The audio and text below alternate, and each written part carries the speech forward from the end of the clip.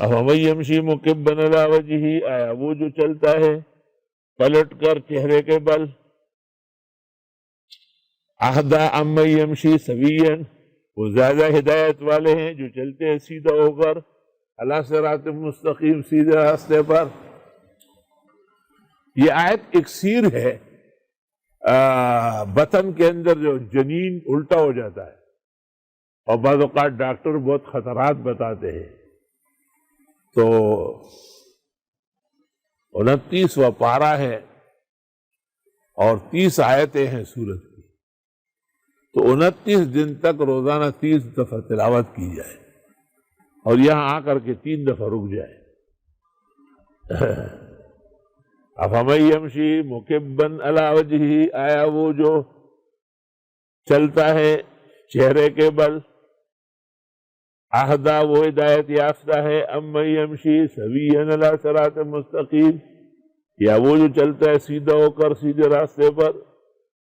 ہمارے ڈاکٹر صاحب تھے، اللہ غنی کی رحمت کرے، چند سال پہلے انتقال ہوا، بڑی مشکلوں سے ان کی بچی کی شادی ہوئی تھی، پھر بڑی مشکلوں سے حمل ٹھہرا، لیکن ڈاکٹری اصول کے مطابق حمل الٹا تھا۔ مجھ سے روزانہ کہتے تھے کوئی نقش دے، کوئی نقش دے۔ یاد رکھنا، ایک مقام مرتبہ وہ ہے کہ جو آپ کا ہے وہی ہو۔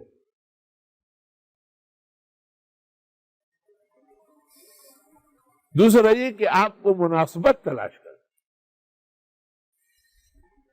ہمارا یہ دوسرا طریقہ ہے مناسبت کا، تو میں نے جتنی بھی مناسبات تلاش کی مجھے پتہ نہیں چلا، یہاں تک کہ اس خاتون کی صفائی کرا دی گئی اور سب کچھ ساکت ہو گیا۔ ڈاکٹر صاحب نے نماز فجر میں مجھے شکوہ کیا، میں خاموش رہا۔ میں نے کہا اس دریائے زخار سے ہی بے خبر ہے۔ چند مہینے نہیں گزرے تھے کہ مجھے کہا پھر حمل ہو گیا، اب کیا کرو گے؟ میں نے کہا آپ بچے گا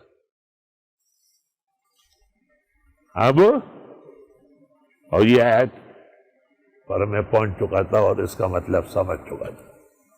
وہ لڑکا گزشتہ سال انور شاہ کے ساتھ دوریری سے فارغ ہو گیا، ایسا ہو گیا۔